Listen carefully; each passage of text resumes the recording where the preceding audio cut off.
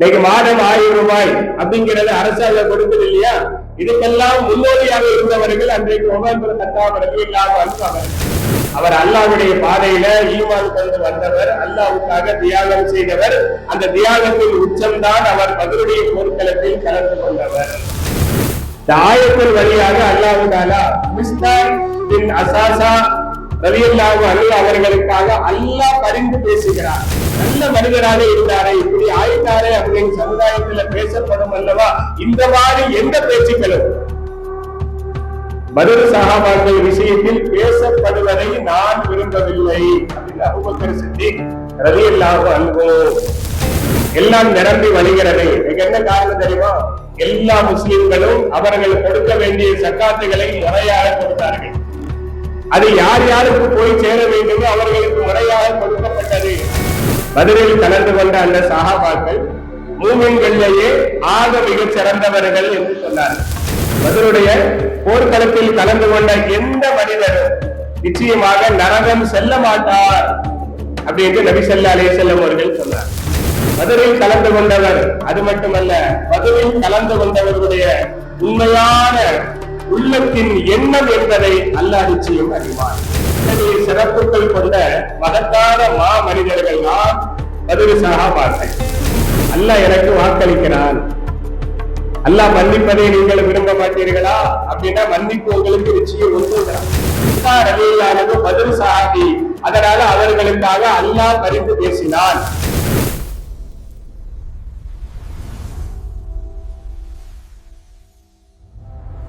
பிஸ்மில்லாஹிர் ரஹ்மானிர் ரஹீம்.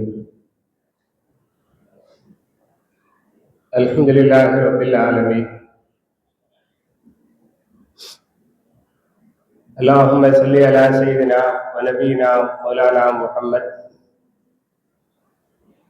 வ அலா ஆலிஹி வ அஸ்ஹாபிஹி வ அத்பாயிஹி அஜ்மஈன். அளவற்ற அருளாளனும் நிகரற்ற அன்புடையவனும் ஆகிய எல்லாம் வல்ல அல்லாஹு தஆலாவின் மகத்தான பெரும் கருணையினால் மிக உயர்வான தஃசீருடைய வகுப்பில் அமர்ந்துள்ளோம். அல்ஹம்துலில்லாஹ். இந்த நல்ல நேரத்தில் உங்கள் அனைவருக்கும் என்னுடைய இனிய சலாமை காணிக்கிறேன். அஸ்ஸலாமு அலைக்கும் வரஹ்மத்துல்லாஹி வபரகாத்துஹு. அஊது பில்லாஹி மினஷ் ஷைத்தானிர் ரஜீம். பிஸ்மில்லாஹிர் ரஹ்மானிர் ரஹீம். இன்னல்லதீன ஜாஊ பில் இஃப்கி உஸ்வத்தும் மின்கும். நிச்சயமாக எவர்கள் அவதூறான விஷயங்களை கொண்டு வந்தார்களோ அவர்கள் உங்களில் என்றும் ஒரு கூட்டத்தாராக இருக்கிறார்கள். அன்பிற்குரிய அல்லாஹ்வின் நல்லடியார்களே, ஆயிஷா ரலியல்லாஹு அன்ஹா அவர்கள் மீது கூறப்பட்ட அவதூறு சம்பவத்தில் இடம்பெற்ற சஹாபிகளில் ஒருவர் மிஸ்தாஹ் பின் அசாசா ரலியல்லாஹு அன்ஹு என்பவர். அவர் பத்ர் சஹாபிகளில் ஒருவர் என்பது அவருடைய தனித்துவமான சிறப்புகளில் ஒன்று. அதை தவிர வேறு பிரத்யேகமான சிறப்புகள் எதுவும் அவரை பற்றி வரலாற்றில் இடம்பெறவில்லை. ஆனாலும் அவர் சஹாபிகளில் ஆக மிகச் சிறந்தவர் என்பதற்கு அந்த ஒன்றே போதுமானது.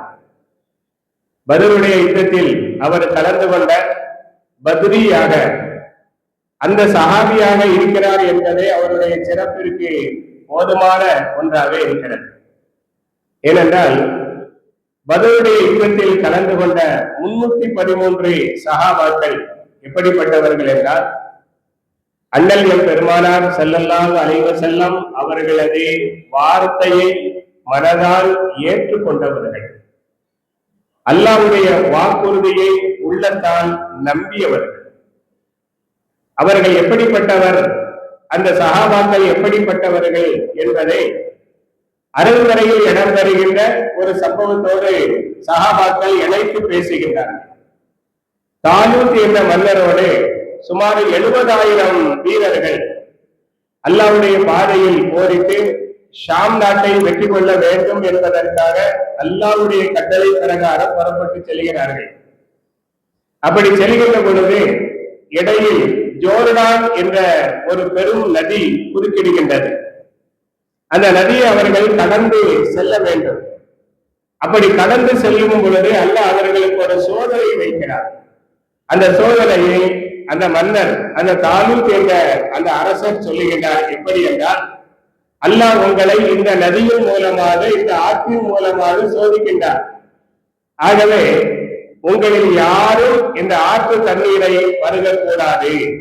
அப்படி பருக வேண்டும் என்ற கட்டாயம் இருந்தால், பருக வேண்டும் என்பதற்கான கடுமையான தாகம் இருந்தால், அவர் ஒரே ஒரு கை அளவு ஒரு தடவை கையால் அள்ளி பருகினால் போதுமானது. அவருடைய தாகம் தீர்க்க அது போதுமானது. அதற்கு மேல் அவர் பருகக்கூடாது. இப்படி ஒரு சோதனை அல்லாஹ் வைத்திருக்கிறார் என்று சொன்னார்கள். அல்லாஹ்வின் நல்லடியார்களே, அந்த 70,000 வீரர்களும் ஆற்றில் இறங்குகின்றார்கள், கடக்கின்றார்கள். கடுமையான தாகம், தண்ணீர் குடிக்க வேண்டும் என்ற ஆவல், அருமையான தண்ணீர், எனவே அளவில்லாமல் குடித்து விடுகின்றார்கள். அந்த அரசருடைய, அந்த மன்னருடைய சொல்லை மீறி அவர்கள் அளவில்லாமல் குடிக்கின்றார்கள். வெறும் 313 நபர்களை தவிர. அந்த 313 நபர்கள் மட்டும் அரசருடைய சொல்லுக்கு, தளபதியுடைய சொல்லுக்கு கட்டுப்பட்டு ஒரு கையளவு தண்ணீரை எடுத்து பிஸ்மில்லா சொல்லி குடித்தார்கள். அது அவர்களுக்கு போதுமானதாக, அவர்கள் தாகம் தீர்க்க அது போதுமானதாக மாறிவிட்டது. ஆனால் அந்த 313 நபர்களை தவிர மற்றவர்கள் கிட்டத்தட்ட 69,687 நபர்கள் அரசருடைய சொல்லை மீறினார்கள். அவர் சொல்லில் இருந்த அல்லாஹ்வுடைய வாக்குறுதியை அவர்கள் நம்ப மறுத்தார்கள். அதனால் அவர்கள் அந்த இடத்தில் அந்த சொல்லை மீறுகின்றார்கள். அன்பிற்குரிய அல்லாஹ்வின் நல்லடியார்களே, அந்த 69,683 நபர்கள் அல்லாஹ்வுடைய பாதையில் செல்வதற்கு தகுதியற்றவர்கள் என்ற ஒரு எண்ணத்தை அல்லாஹ் உருவாக்குகின்றார். அதை அவர்களுடைய உள்ளத்திலேயே போடுகின்றார். எனவே அவர்கள் சொன்னார்கள், ஜாலூத் என்ற பெரும் மன்னரும் படையோடு போரிடுவதற்கு எங்களால் முடியாது, அதற்குரிய சக்தி எங்களுக்கு இல்லை, நாங்கள் பின்வாங்கி விடுகிறோம் என்று அவர்கள் திருப்பி சென்றார்கள். ஆனால் அந்த 313 நபர்கள் மட்டும் அந்த மன்னரோடு நம்பிக்கையோடு செல்கிறார்கள். எப்படி என்றால், கம்மின் பியத்தின் கலீலத்தின் அகலபத் பியத்தின் கசீரத்தம் பியிதினில்லா, எத்தனையோ குறைந்த எண்ணிக்கை கொண்ட சிறு படைகள் பெரும் படைகளை அல்லாஹ்வின் உதவியோடு, அவள் அனுமதியோடு வெற்றி பெறுகின்றார்கள். அப்படி வெற்றி பெறுகின்ற கூட்டத்தில் நாங்களும் இருக்கிறோம் என்ற நம்பிக்கையோடு அவர்கள் புறப்பட்டு சென்றார்கள். அந்த பெரும் படையை வெற்றி கொண்டு அந்த ஷாம் நகரத்தை அவர்கள் கைப்பற்றினார்கள் என்று அருள்மறை குர்ஆனில் அல் பக்ரா சூராவிலே அல்லாஹ் தஆலா இந்த நிகழ்ச்சியை மிக விரிவாக சொல்லி காட்டுகின்றார். அன்பிற்குரிய அல்லாஹ்வின் நல்லடியார்களே, அந்த 313 நபர்களை அல்லாஹ் சிறப்பித்து அருள்மறையிலே சிலாயுத்து சொல்லுகின்றானே, அந்த 313 நபர்களை போன்றுதான் பத்ர் சஹாபாக்களும் பத்ருடைய யுத்தத்தில் கலந்து கொண்டவர்கள். அன்பிற்குரிய அல்லாஹ்வின் நல்லடியார்களே, 70,000 நபர்கள்ல 313 நபர்கள் என்பது 0.5% விடவும் குறைவு. 70,000த்துல 1% என்று எடுத்துக்கொண்டால் 700 நபர்கள் இருக்க வேண்டும். ஆனா இங்க 313 நபர்கள் தான் அந்த மன்னரோடு சென்றார்கள் என்று பார்க்கும் பொழுது அவர்கள் 0.5%க்கும் குறைவானவர்களாக இருந்தார்கள். ஆனால் பத்ரில் கலந்து கொண்ட மொத்த சஹாபாக்களே 313 பேர் தான். மதீனாவில் இருந்து நபி அவர்களும் பத்ருடைய களத்திற்கு வந்த மொத்த சஹாபாக்கள் 313 நபர்கள் தான். ஆனால் அந்த 313 நபர்கள் 100% நபிகள் நாயகம் ஸல்லல்லாஹு அலைஹி வஸல்லம் அவர்களது வார்த்தையை ஏற்றார்கள். அல்லாஹ்வுடைய வாக்குறுதியை நம்பினார். பரா இப்னு ஆஸிப் ரலியல்லாஹு அன்ஹு அவர்கள் அறிவிக்கின்ற ஹதீஸ் புகாரி ஷரீஃபில் இடம் பெறுகிறது. தாலூத் மன்னரோடு சென்ற அந்த 313 நபர்களை போன்றுதான் பெருமானார் ஸல்லல்லாஹு அலைஹி வஸல்லம் அவர்களோடு சென்ற அந்த சஹாபாக்களின் எண்ணிக்கையை நாங்கள் கணக்கிடுகின்றோம், ஒப்பிடுகின்றோம் என்பதாக சஹாபாக்கள் சொன்னதாக பரா இப்னு ஆஸிப் ரலியல்லாஹு அன்ஹு அவர்கள் சொல்லுகின்றார். அன்பிற்குரிய அல்லாஹ்வின் நல்லடியார்களே, பெருமானார் ஸல்லல்லாஹு அலைஹி வஸல்லம் பத்ர் சஹாபாக்களை அழைத்துக் கொண்டு வந்தது என்பது ஒரு எளிதான ஒரு வேலைக்காரர்கள் அழைத்து வந்தார்கள். அதனால் எந்த ஏற்பாடுகளும், யுத்தத்திற்கான எந்த ஏற்பாடுகளும் இல்லாமல் சாதாரணமாக வந்தவர்களை வந்தவரையே அழைத்துக் கொண்டு வந்தார்கள். ஆனால் வந்த இடத்தில் அந்த வேலை மிக சிரமமான வேலையாக மாறுகிறது. அல்லாஹ் மாற்றுகின்றான். அப்படி மாற்றும் பொழுது ஒரு பெரும் படையை எதிர்கொள்ள வேண்டிய எந்த விதமான தயாரிப்பும் இல்லாத நாம் தயாராக வேண்டிய நிலை இருக்கிறது, எதிர்கொள்ள வேண்டிய அவசியம் ஏற்பட்டு விட்டது என்று சொன்ன பொழுது அங்கிருந்த 313 சஹாபிகள்ல ஒருவர் கூட இப்படி கொண்டு வந்து எங்களை நீங்கள் மாற்றிவிட்டீர்களே என்பதாக யாரும் குறை சொல்லவில்லை. மாறாக முழு மனதோடு அவர்கள் களத்தில் நின்றார்கள், வெற்றி வாகை சூடினார்கள். அதன் மூலம் அந்த சஹாபாக்களின் மதிப்பு என்ன, மரியாதை என்ன என்பதை நம்மால் புரிந்து கொள்ள முடிகின்றது. 70,000 பேர்ல அவ்வளவு பேர் போயிட்டாங்க. ஆனா இந்த 313 நபர்கள்ல ஒருவர் கூட பின்வாங்காமல், போனால் இந்த உயிர் தான் போக போகிறது, அல்லாஹ்வுக்காக போகட்டும் என்ற அந்த மன தைரியத்தோடு அவர்கள் களத்தில் நின்றார்கள். அன்பிற்குரிய அல்லாஹ்வின் நல்லடியார்களே, அதனாலதான் ஜிப்ரீல் அலைஹிஸ்ஸலாம் அவர்கள் பத்ருடைய யுத்தம் முடிந்ததற்கு பிறகு பெருமானார் ஸல்லல்லாஹு அலைஹி வஸல்லம் அவர்களிடத்திலே வந்து, அல்லாஹ்வுடைய தூதர் அவர்களே, உங்கள் சஹாபிகளில், உங்கள் தோழர்களில் பத்ருடைய யுத்தத்தில் கலந்து கொண்ட அந்த சஹாபிகளை பற்றி உங்களுடைய கருத்து என்ன என்று கேட்டார்கள். அதற்கு நபி ஸல்லல்லாஹு அலைஹி வஸல்லம் அவர்கள் சொன்னார்கள், அஃலலுல் முஃமினீன், அவர்கள் மூமின்களிலேயே மிகச் சிறந்தவர்கள் என்று சொன்னார்கள். பத்ரில் கலந்து கொண்ட அந்த சஹாபாக்கள் மூமின்களிலேயே ஆக மிகச் சிறந்தவர்கள் என்று சொன்னார்கள். அப்பொழுது ஜிப்ரீல் அலைஹிஸ்ஸலாம் அவர்கள் சொன்னார்கள், அப்படித்தான் மலக்குமார்களில் யார் பத்ருடைய போரில் கலந்து கொண்டார்களோ அவர்கள் அஃலலுல் மலாயிகா, மலக்குமார்களில் ஆக மிகச் சிறந்தவர்கள் என்று நாங்கள் கருதுகிறோம். என அந்த களத்துல மலக்குமார்களும் கலந்து கொண்டார்கள். 1000 என்றும், பிறகு 3000 என்றும், பிறகு 5000 என்றும் நமக்கு குர்ஆன் சொல்லி காட்டுகிறது. அந்த மலக்குமார்கள் ஏனைய மலக்குமார்களை விட ஆக மிகச் சிறந்தவர்கள் என்று நாங்கள் கருதுகிறோம் என்பதாக ஜிப்ரீல் அலைஹிஸ்ஸலாம் அவர்கள் சொன்ன அந்த ஹதீஸ் புகாரியிலே பதிவாகிறது. அன்பிற்குரிய அல்லாஹ்வின் நல்லடியார்களே, அதனாலதான் நபி ஸல்லல்லாஹு அலைஹி வஸல்லம் அவர்கள் சொன்னார்கள், லை யதுகுலன் நார ரஜுலுன் ஷஹீத பத்ரா, பத்ருடைய போர்க்களத்தில் கலந்து கொண்ட எந்த மனிதரும், பத்ருடைய போர்க்களத்தில் கலந்து கொண்ட எந்த மனிதரும் நிச்சயமாக நரகம் செல்ல மாட்டார் அப்படின்னு நபி ஸல்லல்லாஹு அலைஹி வஸல்லம் அவர்கள் சொன்னார். நரகம் செல்ல மாட்டார் என்றால் என்ன அர்த்தம்? அவர் நிச்சயமாக சொர்க்கம் செல்வார். சொர்க்கத்திலேயும் அல் ஃபிர்தௌஸ் என்று சொல்லக்கூடிய மிக உயர்ந்த சொர்க்கத்திற்கு தகுதியானவர்கள் என்று ஹதீஸ் சுட்டி காட்டுகிறது. அன்பிற்குரிய அல்லாஹ்வின் நல்லடியார்களே, ஒரு சஹாபி பத்ருடைய போர்க்களத்தில் கலந்து கொண்டார். ஆனால் அவரை நபி அவர்கள் களத்தில் இறக்காமல் கண்காணிப்பு பணியில் ஈடுபடுத்தினார்கள். கண்காணிப்பு கோபுரம் என்ற அந்த உயர்ந்த இடத்தில் நிற்க வைத்து எதிரிகளுடைய வேறு ஏதாவது சதி வேலைகள் நடக்கிறதா என்பதை ஆராய்வதற்காக அவர்களை நிறுத்தினார்கள். அவர் அங்கிருந்து இடையில தன்னுடைய சுய தேவையை நிறைவேற்றுவதற்காக வந்தார். அந்த தேவையை நிறைவேற்றி விட்டு அங்கிருந்த ஒரு தடாகத்தில் தண்ணீர் குடிக்கும் பொழுது எங்கிருந்தோ வந்த எதிர்பாராத ஒரு அம்பு அவர் மீது பட்டு அவர் அந்த இடத்தில் இறந்து விட்டார். பத்ருடைய யுத்தம் எல்லாம் முடிந்து சஹாபாக்கள் எல்லாம் மதீனாவுக்கு திரும்பிய பிறகு அந்த சஹாபியினுடைய அம்மா நபி ஸல்லல்லாஹு அலைஹி வஸல்லம் அவர்களிடம் ஓடோடி வருகிறார். யார சொல்லலாம், என்னுடைய மகன் இறந்து விட்டார், ஆனால் அவர் இறந்ததுல எனக்கு ஒரு தெளிவு இல்லை. ஏனென்றால் அவர் களத்தில் இறங்கி களமாடி எதிரிகளோடு போராடி எதிரிகளால் வெட்டப்பட்டு அல்லது குத்தப்பட்டு அவர் இறந்திருந்தால் அவர் ஷஹீத் என்ற அந்தஸ்தை அடைந்திருப்பார். அது எனக்கு மிக்க பெருமையாக ஆகியிருக்கும்.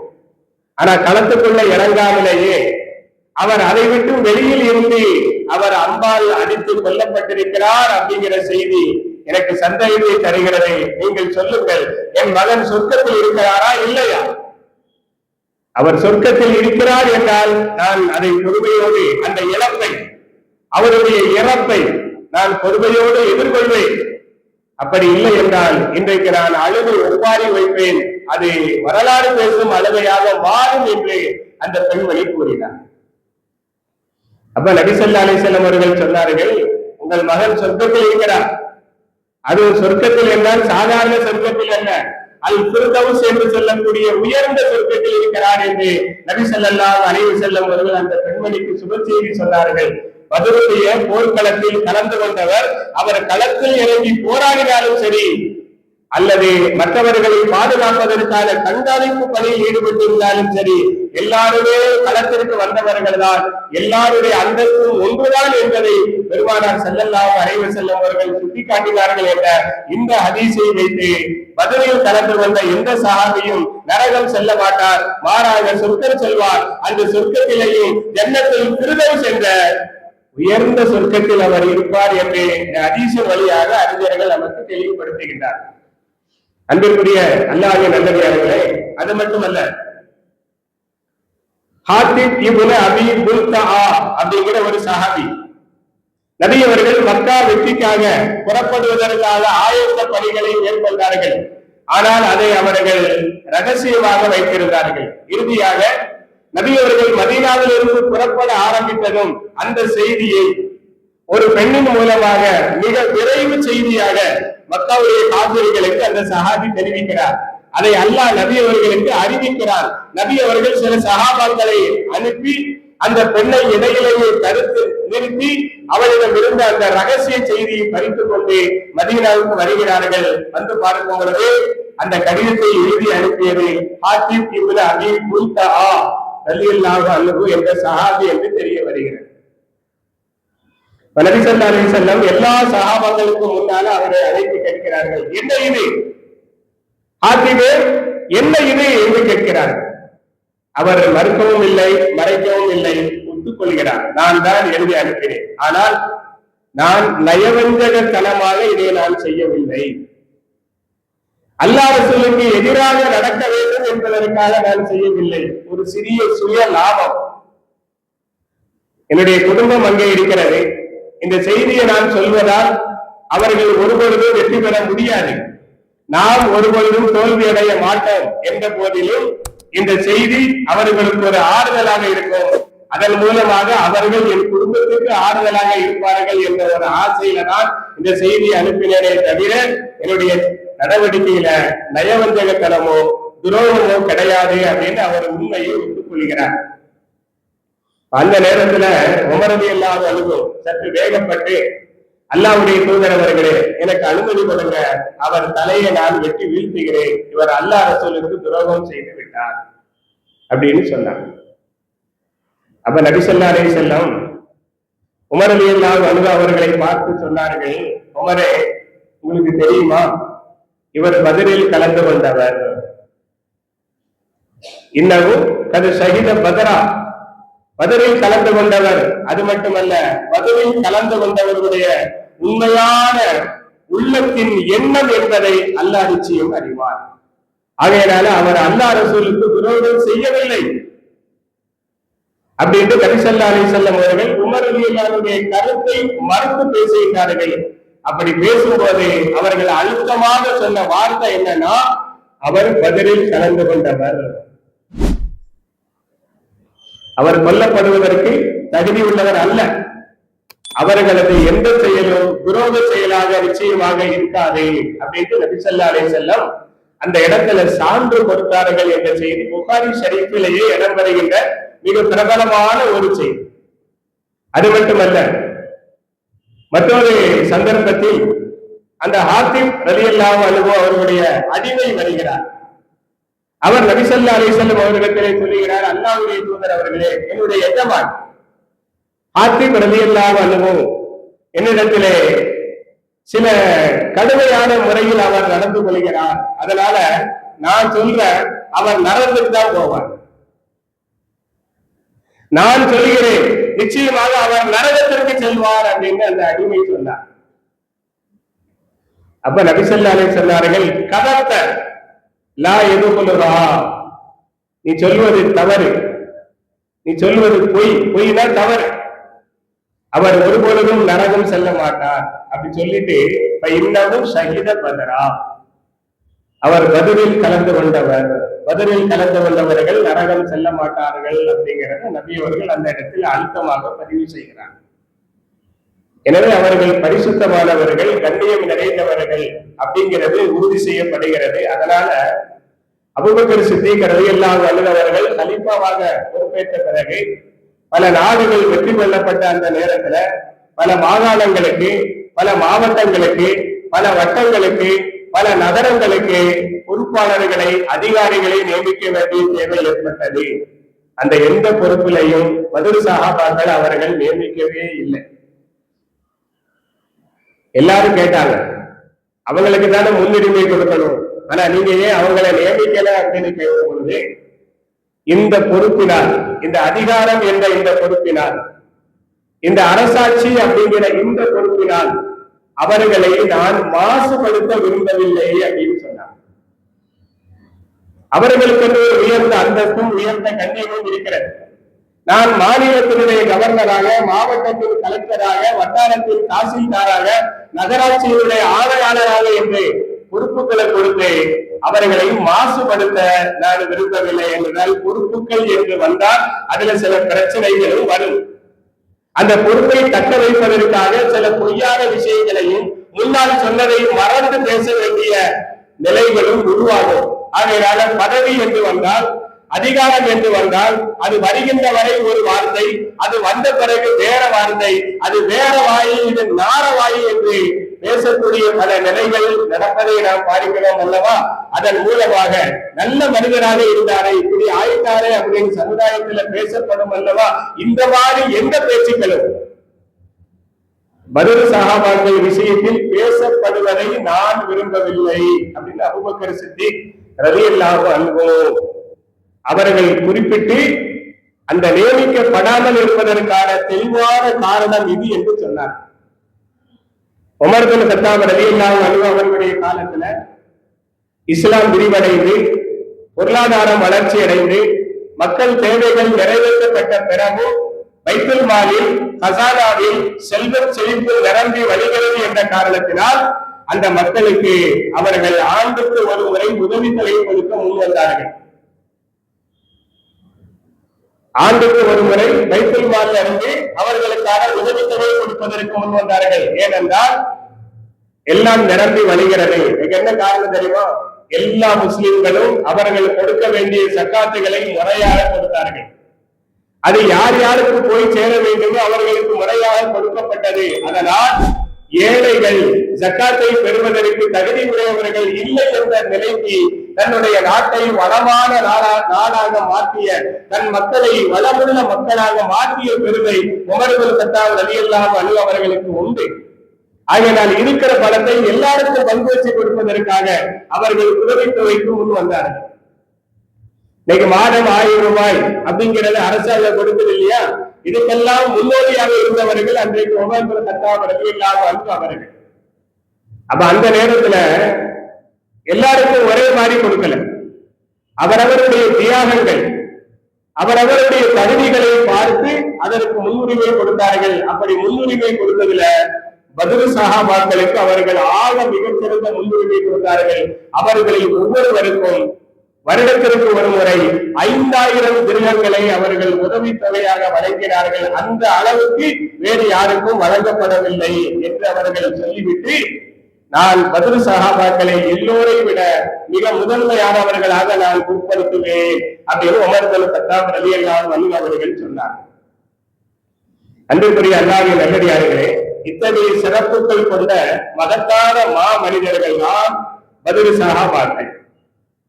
ஆனா அந்த பத்ர் சஹாபாக்கள் வரிசையில இடம் பெற்றவர் தான் இந்த மிஸ்தாஹ் பின் அசாசா ரலியல்லாஹு அன்ஹு அவர்கள். அவருடைய வாழ்க்கையில அவர் அறிந்தோ அறியாமலோ நடந்த ஒரு நிகழ்வு என்பது ஆயிஷா ரலியல்லாஹு அன்ஹா அவர்கள் சம்பந்தமான அவதூறு விஷயத்துல அவரும் ஈடுபட்டு விட்டார் என்ற ஒரே ஒரு குறைதான். அதற்கான தண்டனையை அவர் மன நிறைவாக பெற்றுக் கொண்டார்.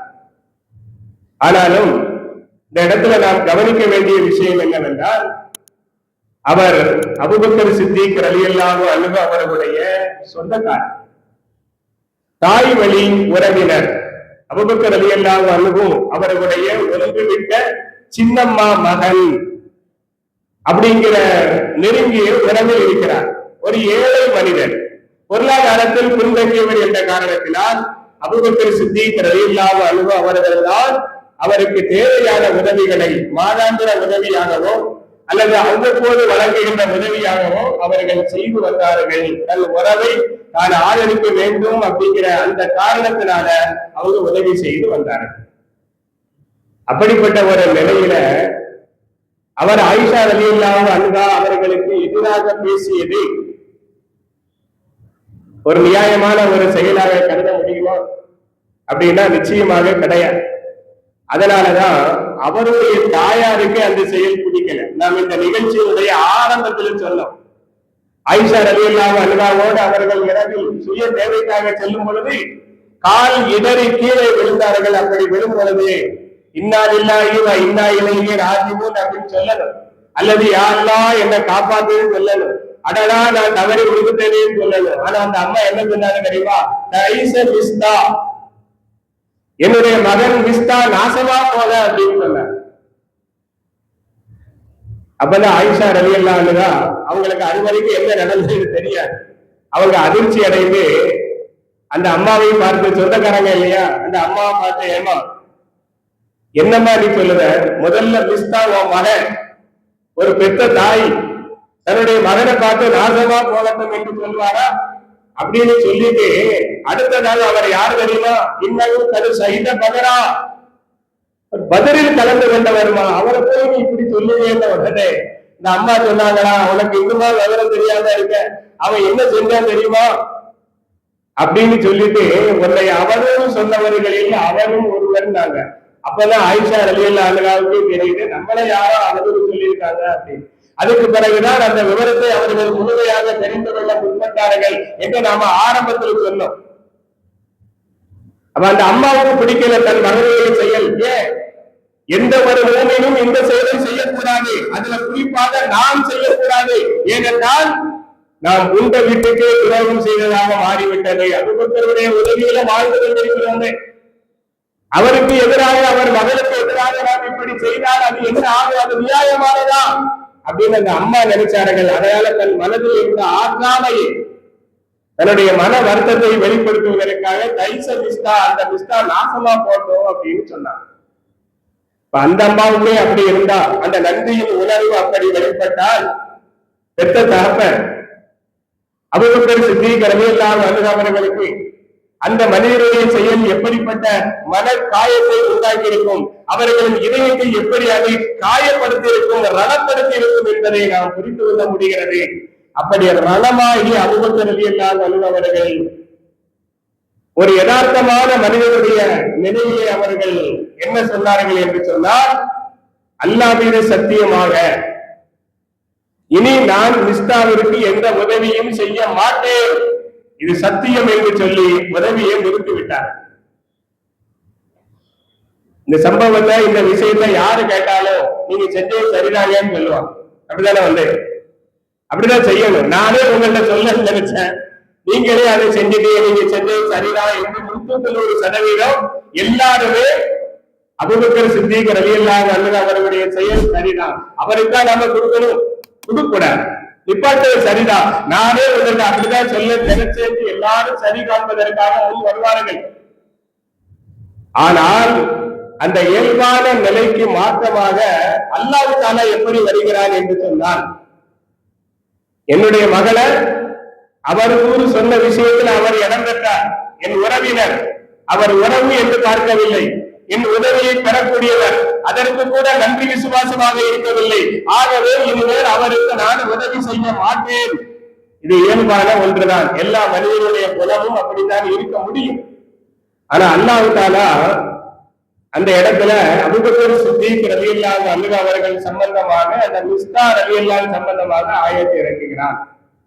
அதே சூறாவில் இடம் பெறுகிறது, வலா யஅ்தலி உலுல் ஃபத்லி மின்கும் வஸ்ஸஅதி ஐ யுத்து உலில் குர்பா வல் மசாகீன வல் முஹாஜிரீன ஃபீ சபீலில்லாஹ். செல்வ செழிப்பும் மேன்மையான பண்பு உடையவர்கள் தங்கள் பொருளை உறவினர்களுக்கு, ஏழைகளுக்கு, அல்லாஹ்வுடைய பாதையிலே ஹிஜ்ரத் செய்து வந்த முஹாஜிர்களுக்கு கொடுப்பதில் எந்த குறையும் வைக்க வேண்டாம். வல் யாஃபு வல் யஸ்ஃபஹு, அவர்கள் செய்த தவறுகளை மறந்து மன்னித்து விடுங்கள். அலா துஹிப்பூன ஐ யக்ஃபிர் அல்லாஹு லக்கும், அதற்கு பகரமாக அல்லாஹ் உங்களை மன்னிப்பதை நீங்கள் விரும்ப மாட்டீர்களா அப்படின்னு அல்லாஹ் தஆலா 22வது அன்-நூர் என்ற சூராவில் 22வது வசனத்துல இந்த விஷயத்தை சொல்லுகிறார். நாம் கவனிக்க வேண்டிய முக்கியமான 3 விஷயங்கள் உள்ளன. ஒன்று, இந்த ஆயத்தின் வழியாக அல்லாஹ் தஆலா மிஸ்தாஹ் பின் அசாசா ரலியல்லாஹு அன்ஹு அவர்களுக்காக அல்லாஹ் பரிந்து பேசுகிறார்.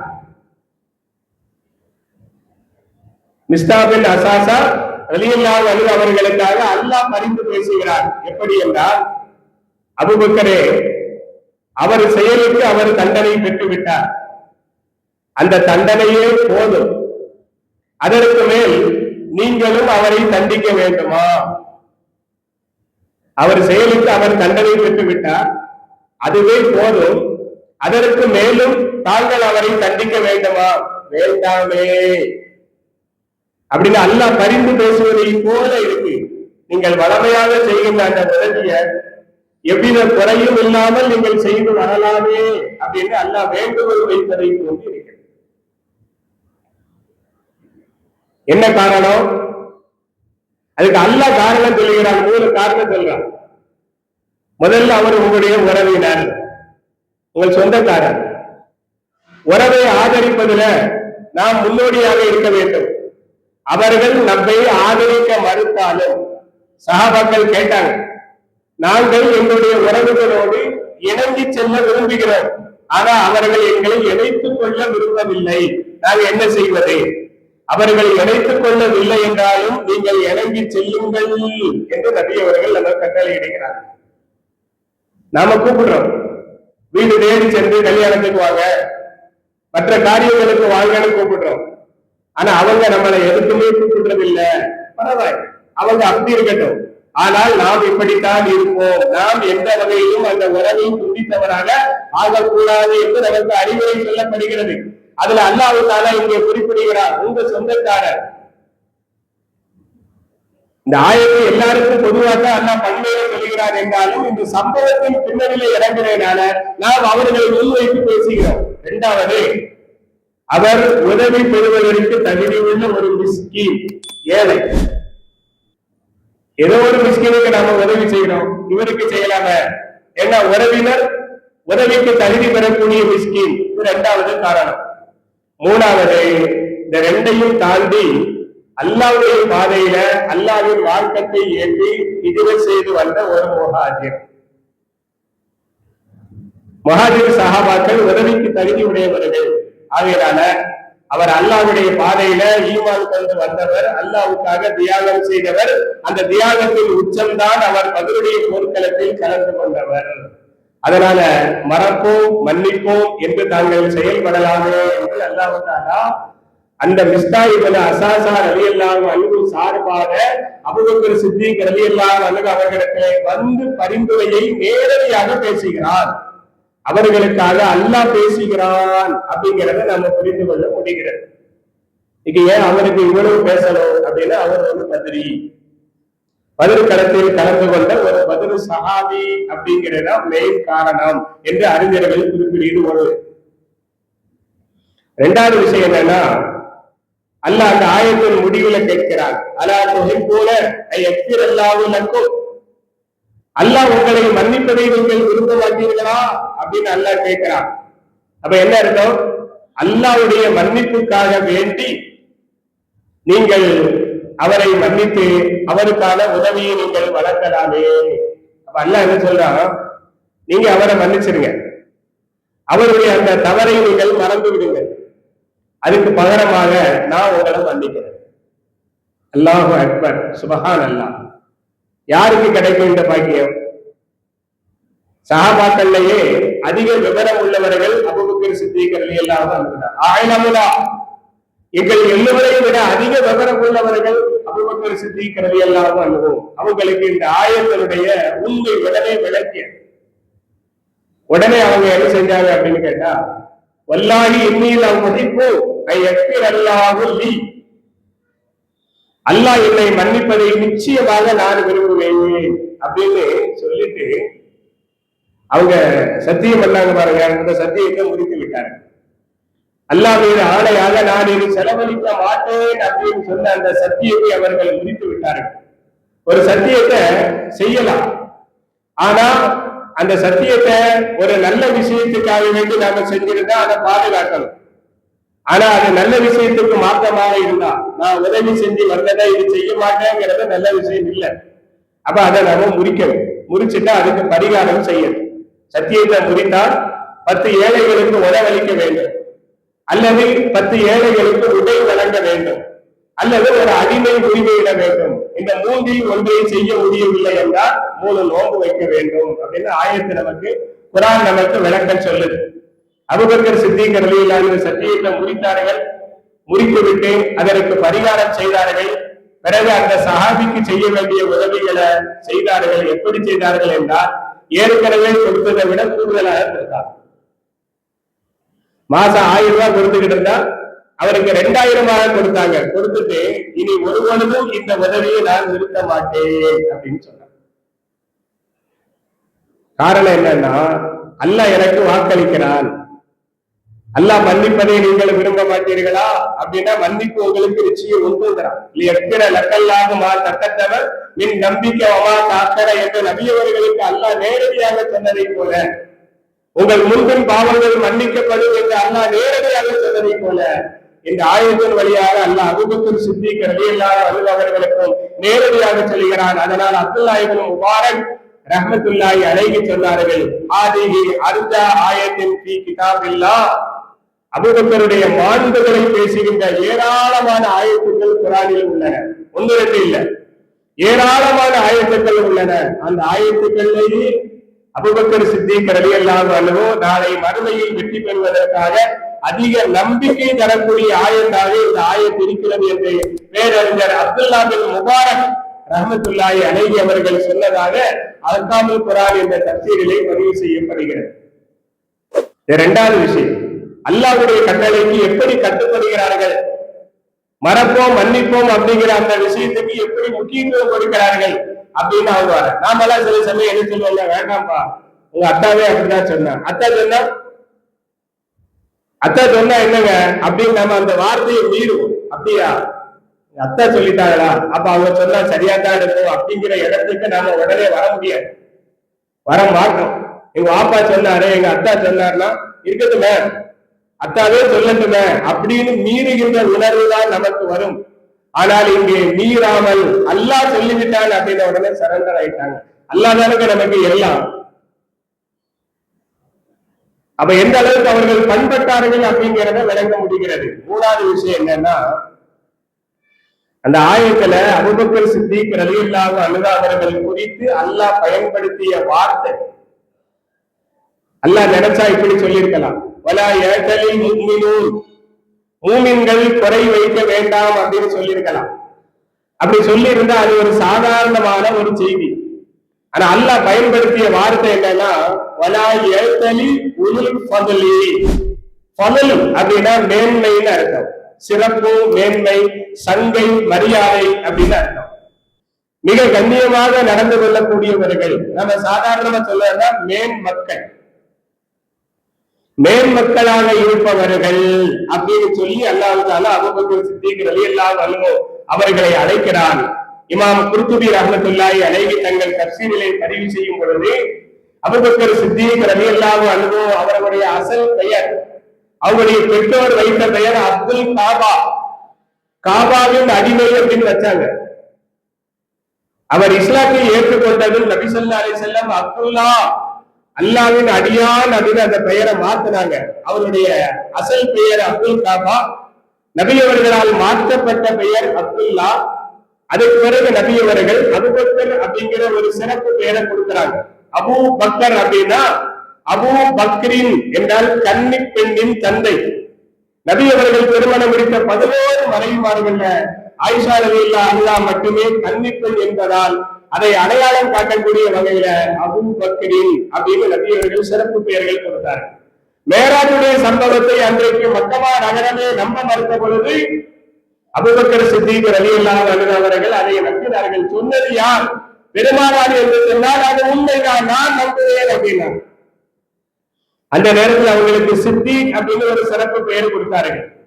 அது அல்லாம பல அடிமைகளை அவர்கள் வாழ்ந்து அல்லாஹ்வுடைய பாதையில விடுதலை செய்தார்கள்.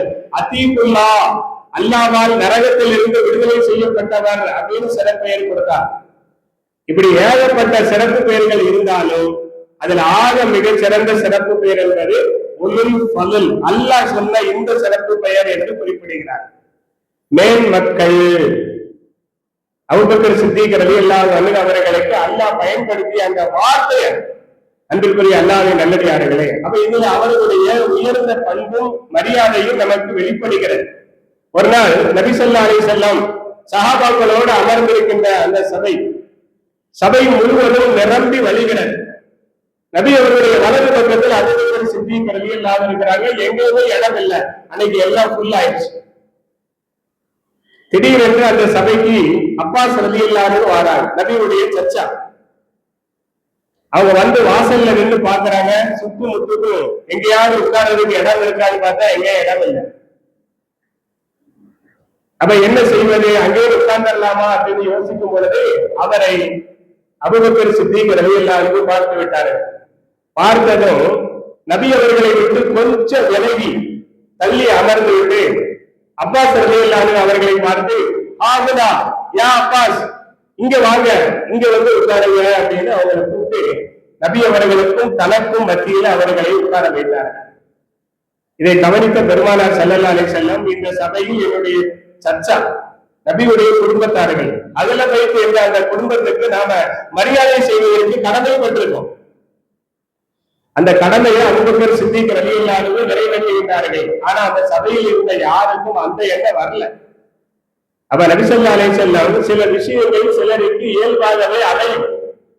அப்படிப்பட்ட ஒரு இயல்பு நிலை, யாரையும் கண்ணியப்படுத்த வேண்டும், கண்ணியத்திற்கு உரியவர்களை மிக கண்ணியமாக நடத்த வேண்டும் என்ற அந்த உணர்வு அபூபக்கர் அவர்களுக்கு இயல்பாக இருக்கிறது என்பதை விளங்கிய பெருமானார் அதை எல்லாருக்கும் புரிய வைப்பதற்காக சொன்னார்கள். அந்த செயலால் மகிழ்ச்சி அடைந்து சொன்னார்கள், இன்னமா யாரிஃபு தல் ஃபضலி லஹு, மேன்மக்கள் தான் அறிவார்கள், மேன்மக்கள் தான் அறிவார்கள் என்று நபி ஸல்லல்லாஹு அலைஹி வஸல்லம் அவர்கள் சொல்லி அபூபக்கர் சித்தீக் ரலியல்லாஹு அன்ஹு அவர்களுடைய அந்த செயல் சிறப்பானது என்று அதை கௌரவப்படுத்துகிறார்கள் என்று ஹயாத்து ஸஹாபா என்ற கிதாபில் பார்க்கிறோம். அது அன்பிற்குரிய அல்லாஹ்வின் நல்லடியார்களே, இந்த நிகழ்ச்சியில நமக்கான அழகான பாடம் ஒன்று. மிஸ்தா ரலியல்லாஹு அன்ஹு பத்ர் சஹாபி, அதனால அவர்களுக்காக அல்லாஹ் பரிந்து பேசினான். இரண்டாவது, அபூபக்கர் சித்தீக் ரலியல்லாஹு அன்ஹுவுடைய மேன்மையான குணங்களும் பண்புகளையும் அல்லாஹ் சிலாகித்து பாராட்டி பேசுகின்றார். அல்லாஹ் தஆலா நல்ல வாய்ப்புகளை நம் அனைவருக்கும் தந்து அருள் புரிவானாக. வாக்கர்தவானா அல்ஹம்துலில்லாஹி ரப்பில் ஆலமீன். சுப்ஹானல்லாஹி வ பிஹம்திஹி, சுப்ஹானக அல்லாஹும்ம வ பிஹம்திக, வ அஷ்ஹது அன் லா இலாஹ இல்லா அன்த, வ அஸ்தக்ஃபிருக வ அத்தூபு இலைக. ஆமீன். சுப்ஹான ரப்பிக ரப்பில் இஸ்ஸத்தி அம்மா யசிஃபூன், வ ஸலாமுன் அலல் முர்ஸலீன், வல்ஹம்துலில்லாஹி ரப்பில் ஆலமீன். ஸல்லல்லாஹு அலா முஹம்மதின் ஸல்லல்லாஹு அலைஹி வஸல்லம், ஸல்லல்லாஹு அலா முஹம்மதின் ஸல்லல்லாஹு அலைஹி வஸல்லம், ஸல்லல்லாஹு அலா முஹம்மதின் யா ரப்பி ஸல்லி அலைஹி வஸல்லிம். அஸ்ஸலாமு அலைக்கும் வ ரஹ்மத்துல்லாஹி வ பரகாத்துஹு.